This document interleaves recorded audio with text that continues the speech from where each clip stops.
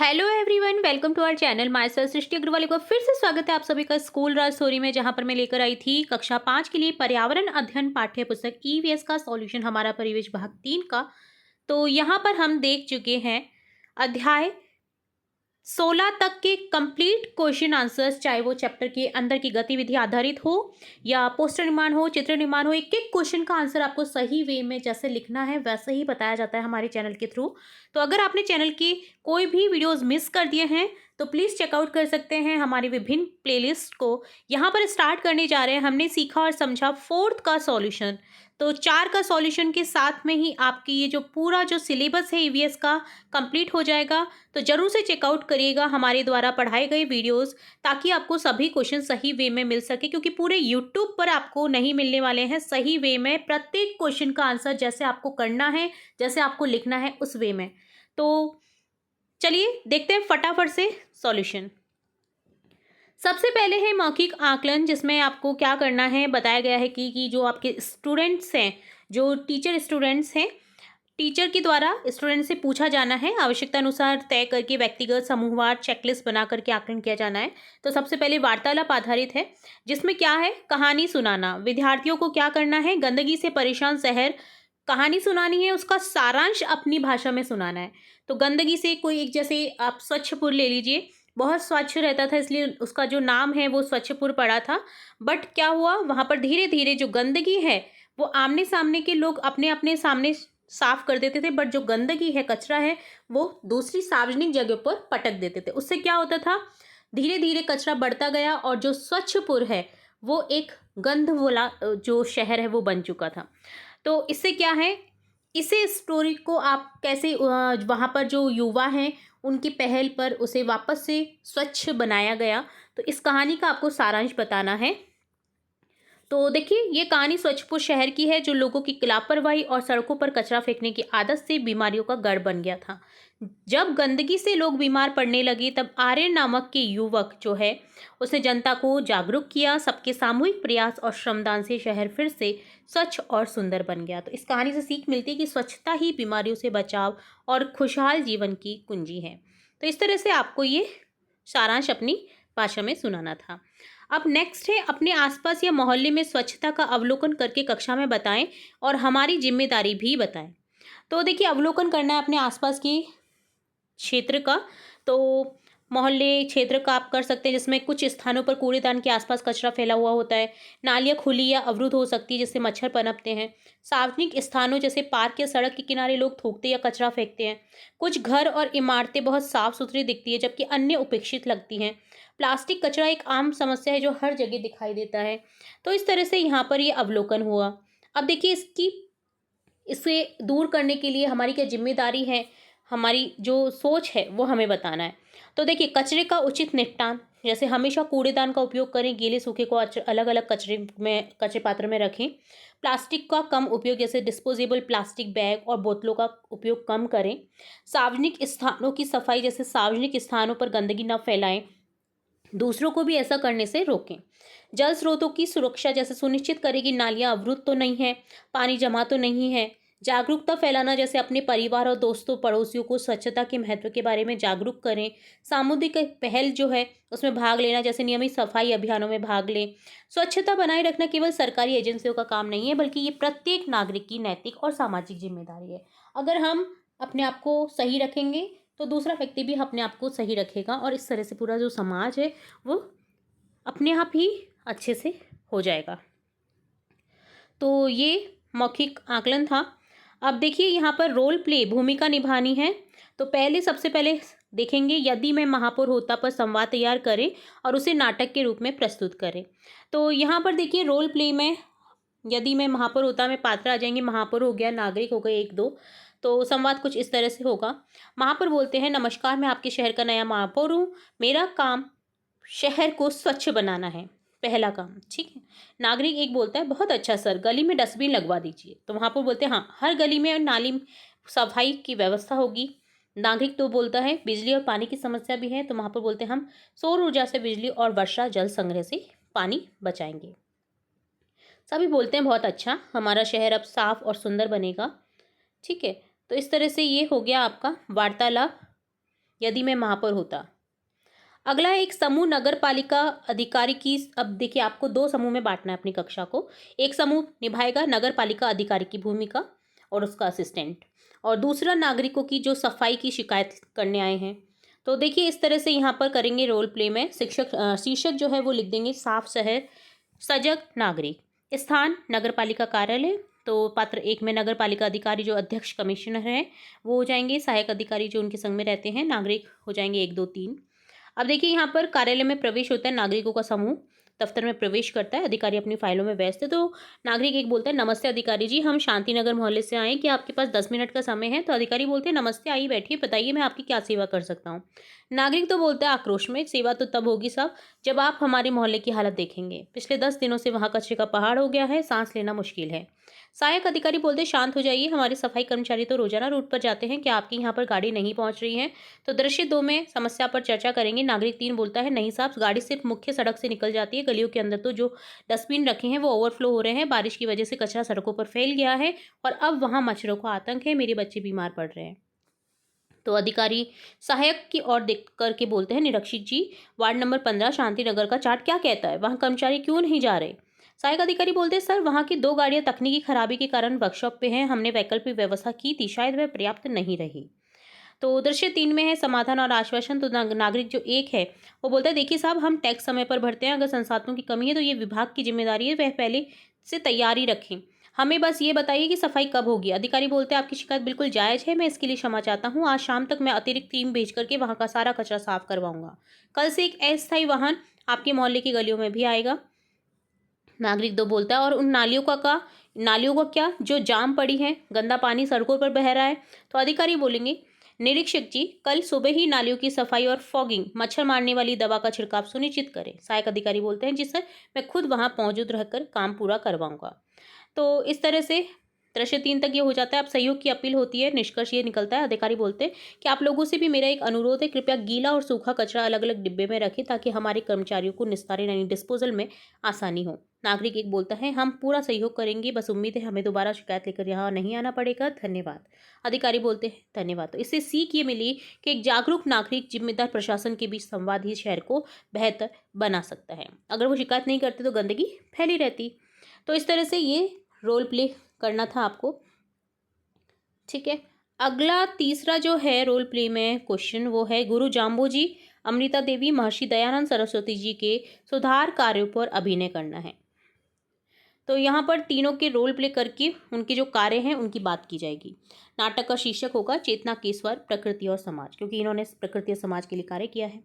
दृश्य 1 में गुरु जाम्बोजी और 29 नियम की बात करेंगे। पात्र है गुरु जाम्बोजी और कुछ ग्रामीण, जिसमें प्रदृश्य में आपको दिखेगा 15वीं शताब्दी का संस्थान जो सूखा पड़ा है। जाम्बोजी एक टीले पर बैठे हैं, संवाद इस तरह से हो रहा है। जाम्बोजी बोलते हैं, मानव, ये प्रकृति ईश्वर का रूप है, यदि इसे नष्ट करोगे तो स्वयं नष्ट हो जाओगे। मैं तुम्हें 29 नियम देता हूँ, जीव हत्या न करना, हरे वृक्ष कभी न काटना। ग्रामीण बोलते हैं, महाराज, हम इन नियमों का पालन करेंगे। अभिनय संकेत में यह हो जाएगा कि जाम्बोजी जो है वो शांत गंभीर मुद्रा में बैठेंगे, पहल दीक्षा देते हुए दिखाई देंगे। पृष्ठभूमि में विश्नोई पंथ की स्थापना का महत्व भी बताया जाएगा। दृश्य 2 स्टार्ट होता है, जिसमें अमृता देवी का सर्वोच्च बलिदान दिखाया जाएगा। पात्र होगा अमृता देवी, उनकी बेटियां, राजा के सैनिक और ग्रामीण। परिदृश्य में यानी पीछे जो बैकग्राउंड है उसमें चलेगा खेजड़ली गांव, 1730 ईस्वी। राजस्थान के सैनिक कुल्हाड़ी लेकर के खेजड़ी के पेड़ काटने आते हैं। संवाद ये होगा, सैनिक बोलते हैं, हटो सामने से, हमें राजा के महल के लिए लकड़ियां चाहिए। अमृता देवी बोलती है, पेड़ से लिपटते हुए, सिर साटे रुख रहे तो भी सस्तो जान, अर्थात सिर कटने पर भी अगर पेट बच जाए तो ये सौदा जो है सस्ता है। अभिनय संकेत में देखिए आपको क्या क्या करना है। जैसे अमृता देवी, उनके पीछे उनकी बेटियां ग्रामीण पेड़ों को गले लगाते हैं। ढोल की थाप के साथ प्रतीकात्मक रूप से बलिदान दिखाया जाएगा। ये दृश्य भावुक और वीर रस से भरा होना चाहिए। दृश्य 3 में आ जाएंगे महर्षि दयानंद सरस्वती, जो सामाजिक क्रांति और शिक्षा के प्रतीक हैं। स्वामी दयानंद कुछ अंधविश्वासी जो लोग हैं वो हो जाएंगे, विद्यार्थी हो जाएंगे। 19वीं सदी का भारत दिखाया जाएगा परिदृश्य में, बैकग्राउंड में। दयानंद हाथ में सत्यार्थ प्रकाश लेकर खड़े हैं। संवाद इस तरह से होगा, दयानंद वेदों की ओर लौटें, क्योंकि उनका सबसे पहले ये था कि वेदों का प्रचार हो। छुआछूत, बाल विवाह, पाखंड को त्यागे, स्त्री और पुरुष दोनों को शिक्षा का समान अधिकार है। लोग बोलते हैं, परंतु स्वामी जी परंपराएं कहती हैं कि, तो वो वाद विवाद करने लग जाते हैं। पर दयानंद जो बोलते हैं वो सुन करके सभी चुप हो जाते हैं। परंपरा वह है जो विवेकपूर्ण है, सत्य को ग्रहण करने और असत्य को त्यागने में सर्वदा उद्यत रहना चाहिए, यानी तैयार रहना चाहिए। इसमें क्या करना है आपको, दयानंद सरस्वती को ओजस्वी वाणी में तर्क देते हुए दिखाया जाना चाहिए। वे समाज की पाखंड को तोड़ते हुए शिक्षा और स्वदेश का संदेश दे रहे हैं, इस तरह से दिखाया जाएगा। तो ये पूरा एक निष्कर्ष हो गया इसका, ये कि सभी पात्र मंच पर एक साथ में आएंगे और कहेंगे, प्रकृति बचेगी तो संस्कृति बचेगी, विचार शुद्ध होंगे तो समाज श्रेष्ठ बनेगा। आइए इनके पद चिन्हों पर चलने का संकल्प लें। तो इस तरह से आपको रोल प्ले करना है, काफ़ी इंटरेस्टिंग रोल प्ले है, तो जरूर से करिएगा, आपके किसी भी परफॉर्मेंस में बहुत मज़ा आने वाला है। अब आगे देखिए, चित्र वर्णन का बात करेंगे तीसरे प्रश्न में। शिक्षक बच्चों को स्वच्छ और गंदे शहर, प्राणायाम करते बच्चे, खेजड़ी वृक्ष के नीचे बैठे श्रद्धालु और उपदेश देते महर्षि दयानंद सरस्वती जैसे चित्र दिखाएं और उनसे चर्चा करने को कहें। अब देखिए, स्वच्छ और गंदा शहर, एक तरफ साफ सुथरा शहर है जहाँ पर नदियाँ बह रही हैं, डस्टबिन है कचरे के लिए, हरे भरे पेड़ हैं चारों तरफ, और एक तरफ पेड़ों को कटिंग की जा रही है, हरे भरे जो पेड़ हैं वो नष्ट कर दिए गए हैं, बिल्डिंग है, साधन है, प्रदूषण हो रहा है वातावरण में, और जो नदी नाले हैं वो कचरे के ढेर से बनते जा रहे हैं। तो यहाँ पर चर्चा ये करनी है कि बच्चों को ये समझाना जरूरी है, एक स्वच्छ शहर में हरियाली, साफ सड़कें और ताज़ी हवा होती है जो हमें स्वस्थ रखती है। इसके विपरीत गंदे शहर में कचरा, प्रदूषण बीमारियों को जन्म देता है। हमें कूड़ा डस्टबिन में डालना चाहिए ताकि हमारा परिवेश सुंदर बना रहे। अब देखिए, आपको प्राणायाम करते कुछ बच्चे दिखाए जाने हैं स्टूडेंट्स को। तो इसमें देखिए चर्चा क्या करनी है, प्राणायाम श्वसन का व्यायाम है। बच्चों को बताएं कि रोजाना प्राणायाम करने से फेफड़े मजबूत होते हैं, एकाग्रता बढ़ती है, मन शांत रहता है और यह हमें दिन भर ऊर्जावान बनाए रखने में मदद करता है।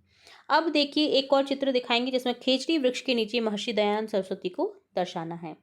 तो ये महर्षि दयानंद सरस्वती, इनको खेजड़ी के नीचे दिखाएंगे, खेजड़ी वृक्ष के नीचे ये उपदेश देते हैं और ग्रामीण बैठे हैं।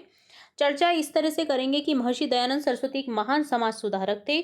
खेजड़ी का वृक्ष राजस्थान का राज्य वृक्ष है, इसे जीवन का प्रतीक माना जाता है क्योंकि इस पेड़ का हर एक चीज यूज में आती है। इस चित्र के माध्यम से बच्चों को भारतीय संस्कृति, सादगी, महापुरुषों द्वारा दिए गए ज्ञान के महत्व के बारे में बताया जा सकता है, कैसे वे प्रकृति के सानिध्य में रहकर के समाज को सही राह दिखाते थे। ठीक है, तो ये हो गया आपका क्वेश्चन। नेक्स्ट फोर्थ में है प्रश्नोत्तर हैं, छोटे छोटे प्रश्न हैं जिनके उत्तर देखेंगे हम। सबसे पहले क्वेश्चन है, आपके मोहल्ले में सफाई की क्या स्थिति है? तो आंसर लिखेंगे, मेरे मोहल्ले में सफाई ठीक ठाक रहती है, बहुधा कर्मचारी रोज आते हैं, लेकिन कुछ जगहों पर लोग कचरा डाल देते हैं। अगर सब लोग मिलकर ध्यान दें तो मोहल्ला और साफ रह सकता है। तो मैं आज भी देखती हूँ कई लोग ना कचरा गाड़ी में ना डाल करके इधर उधर फेंकने की कोशिश करते हैं, जो कि बहुत गलत है।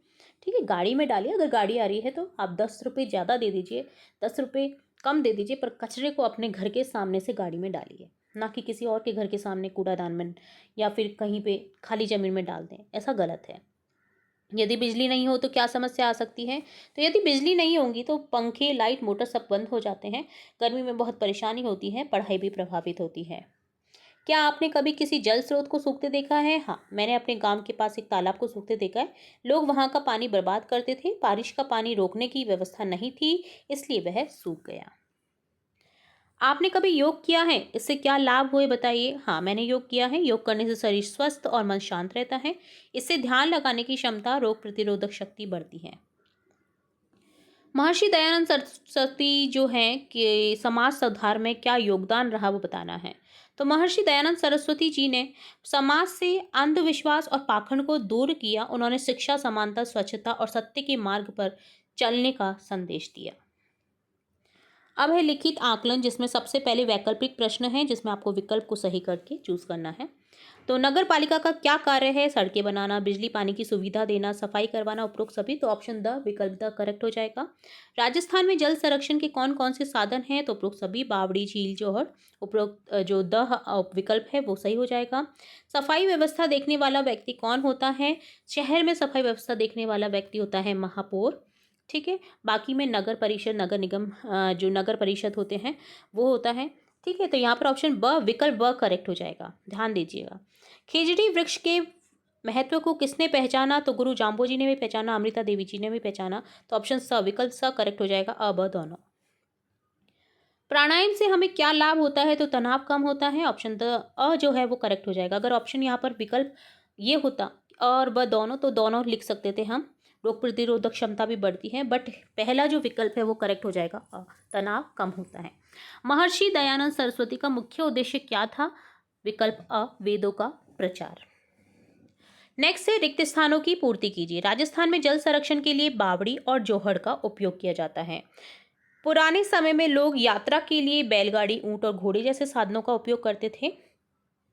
भारत की उत्तरी सीमा से दक्षिण सीमा तक 3,214 किलोमीटर दूरी है। भारत की पश्चिमी सीमा से पूर्वी सीमा तक 2,933 किलोमीटर दूरी है। नगर पालिका के प्रमुख को कहा जाता है, नगर पालिका के जो प्रमुख होते हैं उनको महापौर कहा जाता है।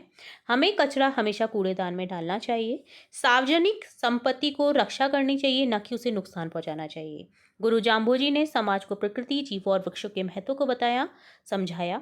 महर्षि दयानंद सरस्वती ने 1875 में आर्य समाज की स्थापना की। सम सभा की स्थापना गुरु गोविंद सिंह ने की। आगे है मिलान करना, स्तंभ अ को स्तंभ ब से। नगर पालिका को मिलान करेंगे जिससे शहर की सफाई करती है। जो महापौर नगर पालिका का प्रमुख होता है। बावड़ी जल संरक्षण का माध्यम है। प्लास्टिक कचरा के नीले डिब्बे में डालना चाहिए। गुरु जाम्बोजी प्रकृति और समाज सुधारक थे। अमृता देवी वृक्ष संरक्षण आंदोलन की नेता थी। आर्य समाज वेदों का प्रचार करता है। आगे है सही गलत बताएंगे।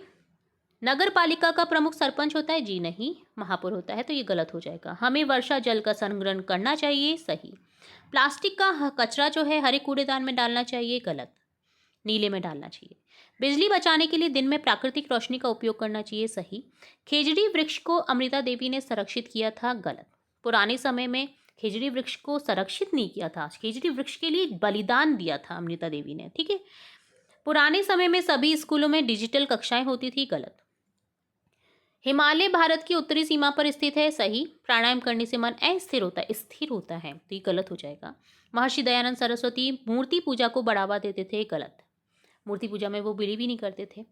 मानगढ़ बलिदान 15 अगस्त 1947 को हुआ था, गलत। 1913 में हुआ था। हमें दैनिक जीवन में प्लास्टिक का सीमित उपयोग करना चाहिए, सही है। गर्मी में दिन छोटे और रातें लंबी होती, जी नहीं, सर्दी में होती है ऐसा, तो ये गलत हो जाएगा। गर्मी में तालाब का पानी कम हो जाता है, तो ये सही है। तेल पानी में घुल जाता है, जी नहीं, ऊपर तैरने लग जाता है, तो ये गलत हो जाएगा। तो इस तरह से सही गलत बताना था। आगे 2 से 3 पंक्तियों में उत्तर देना है। यहाँ पर देखिए आपके टोटल जो प्रश्न है वो 14 प्रश्न है। प्रत्येक क्वेश्चन का आंसर हम बारी बारी से देखेंगे। पहला प्रश्न है, पक्षी घोंसला क्यों बनाते हैं और घोंसला बनाने की सामग्री कहाँ से लाते हैं? तो पक्षी अंडे देने, बच्चों को पालने, सुरक्षित रहने के लिए घोंसला बनाते हैं। वे टहनियाँ, घास, पत्ते, पंख जैसी सामग्री आसपास के पेड़ पौधों, जमीन से इकट्ठा करते हैं। यदि गांव के लोग एक दूसरे की मदद ना करें तो शादी का आयोजन कैसे प्रभावित होगा? तो यदि गांव के लोग एक दूसरे की मदद ना करें तो शादी का आयोजन बहुत मुश्किल हो जाएगा। अकेले किसी भी बड़े कार्य को पूरा करना कठिन होता है, जिससे आयोजन में देरी या रुकावट आ सकती है। इंटरनेट के सुरक्षित उपयोग के लिए कौन कौन से नियम अपनाने चाहिए? तो इंटरनेट के सुरक्षित उपयोग के लिए मजबूत पासवर्ड का उपयोग करना, अनजान लिंक पर क्लिक न करना, व्यक्तिगत जानकारी ना शेयर करना जैसे नियम अपनाने चाहिए। कभी भी अपनी व्यक्तिगत जानकारी किसी को भी ना दीजिए, चाहे वो कितना ही जानकार हो आपका।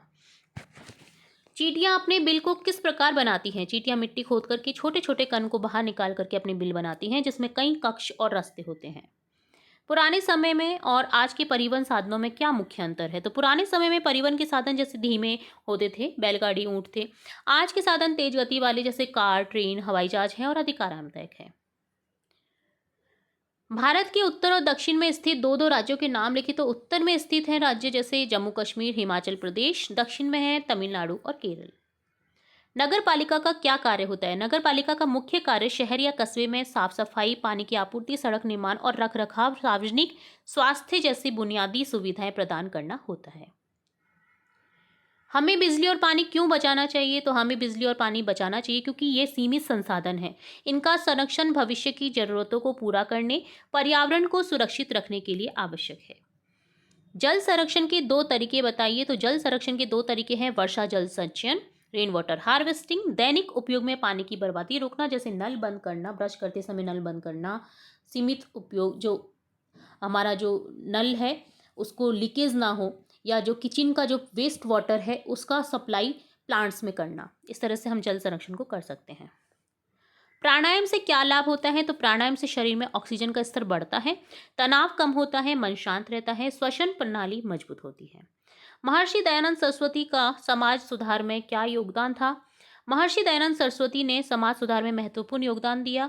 उन्होंने आर्य समाज की स्थापना की, जाति व्यवस्था का विरोध किया और महिलाओं की शिक्षा पर जोर दिया। जलवायु परिवर्तन के कोई 3 कारण लिखिए। तो जलवायु परिवर्तन के 3 मुख्य कारण हैं: जीवाश्म ईंधन, कोयला, तेल, गैस का जलना, वनों की कटाई और औद्योगिक प्रक्रियाएं जो ग्रीन हाउस गैसों का उत्सर्जन करती हैं। जंगलों की कटाई के क्या कारण हैं? जंगलों की कटाई के कारण है कृषि के लिए जमीन प्राप्त करना, लकड़ी का उपयोग, शहरीकरण, बुनियादी ढांचे का विकास। आपके घर में सबसे अधिक प्लास्टिक किन किन चीज़ों में उपयोग होता है? तो घर में प्लास्टिक का सबसे अधिक उपयोग पानी की बोतलों, खाद्य सामग्री की पैकेजिंग जो होती है, पैकेट्स और विभिन्न प्रकार के कंटेनरों जो डिब्बों के रूप में होता है वो होता है। तो इस तरह से हमें 2 से 3 वाक्यों में आंसर देना था। नेक्स्ट है स्वयं करिए, जिसमें आपको स्वयं करना है। प्रत्येक क्वेश्चन का आंसर हम देखेंगे। तो पहला प्रश्न है, उदाहरण के अनुसार नारा लेखन करना है आपको। जैसे यहाँ पे कुछ नारे दे रखे हैं, इसी तरह से आपको भी अपने नारे बनाने हैं। जैसे पानी बचाओ, धरती बचाओ, वृक्ष लगाओ, पर्यावरण बचाओ, वेदों की ओर लौटो। तो ये आपको अभ्यास करने के लिए कहा गया है नारा लेखन को। उदाहरण की तरह कुछ नए नारे लिखने हैं आपको। तो देखिए, नारा लेखन का मुख्य उद्देश्य कम शब्दों में एक गहरा संदेश देना होता है। जैसे पानी बचाओ, धरती बचाओ में एक संसाधन संरक्षण की बात की गई है, पानी बचाने की। वृक्ष लगाओ, पर्यावरण बचाओ में प्रकृति सुरक्षा की बात की गई है। वेदों की ओर लौटो में सांस्कृतिक संदेश दिया गया है। उदाहरणों के आधार पर यहाँ कुछ नए सटीक नारे दिए गए हैं। जैसे जल संरक्षण, जल ही जीवन है, इसे बचाना हमारा कर्तव्य है। पर्यावरण संरक्षण से संबंधित जैसे धरती का करे सम्मान, लगाएं पौधे और बढ़ाएं शान। शिक्षा से संबंधित है, पढ़ेगा इंडिया तभी तो बढ़ेगा इंडिया। स्वच्छता से संबंधित है, स्वच्छ भारत स्वस्थ भारत। तो इस तरह से नए स्लोगन आपको लिखने थे। आगे रिपोर्ट्स तैयार करनी है। तो सबसे पहले राजस्थान में जल संरक्षण के पारंपरिक तरीकों पर एक निबंध तैयार करना है, जिसमें आपको छोटा सा निबंध लिखना है। जैसे राजस्थान में जल संरक्षण के लिए परंपरागत जो तरीके हैं, जैसे बावड़ी, ताका, तालाब, जोहड़ों का उपयोग किया जाता था। लोग वर्षा के पानी को एकत्र करते हैं, जिससे वर्ष भर जल उपलब्ध रहता है। अगली रिपोर्ट लिखनी है, अपने दादा दादी से उनकी बचपन की स्कूल यात्रा के साधन, रोशनी के तरीकों के बारे में पूछे। उनके अनुभवों को लिखिए और उनसे संबंधित चित्र बनाएं। तो यहाँ पर अपने दादा दादी से आपको क्वेश्चन पूछना है, उनके बचपन के स्कूल कैसे हुआ करते थे। जैसे मेरे दादा दादी बताते हैं कि उनके बचपन में स्कूल कच्चे फर्श वाला था, वहाँ लकड़ियों की पट्टी, टाट पर बैठ कर के पढ़ाई होती थी और शिक्षक चौक से लिखकर पढ़ाते थे। स्कूल में खेलकूद कम और मेहनत ज़्यादा होती थी। यात्रा के साधन जैसे तब बसें, बाइक बहुत कम थी, ज़्यादातर लोग पैदल चलते थे, बैलगाड़ी या साइकिल से यात्रा करते थे। कभी कभी मेले या शादी में जाने के लिए ऊँट और घोड़ों का उपयोग भी किया जाता था। रोशनी के तरीकों से बात की जाए तो उन दिनों बिजली नहीं थी, बहुत कम घरों में थी। लोग दीपक, लालटेन, मिट्टी के दिए जला करके रोशनी करते थे। केरोसिन का तेल डाल करके लालटेन जलाते थे और बच्चे उसी रोशनी में पढ़ाई करते थे। तो यहाँ पर आप दृश्य देख सकते हैं। देखिए पहले के ज़माने में किस तरह से पढ़ाई हो रही है। ऊँट गाड़ी, घोड़ा गाड़ी, बैलगाड़ी को आप दर्शा सकते हैं, लालटेन में पढ़ाई करते हुए बच्चे को दर्शा सकते हैं, इत्यादि। अगला प्रश्न है, भारत के भौगोलिक मानचित्र में आपको दर्शाना है भारत के पर्वत, नदियां, प्रमुख शहर, समुद्री तटों को चिन्हित करना है।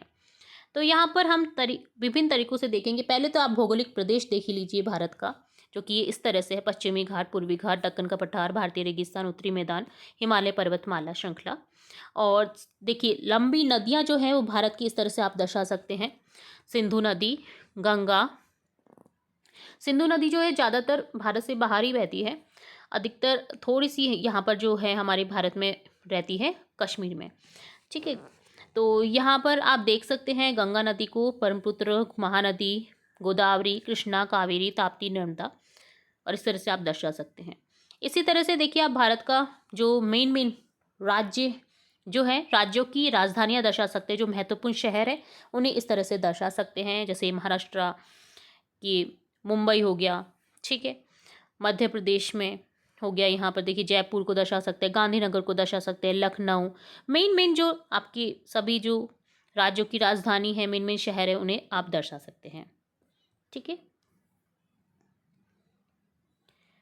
नेक्स्ट में आप देखिए पर्वत श्रृंखला को दर्शा सकते हैं। हिमालय पर्वत श्रृंखला है, अरावली पर्वत श्रृंखला है, और जो विभिन्न इंपॉर्टेंट जो पर्वत हैं वो आप यहाँ पर दर्शा सकते हैं।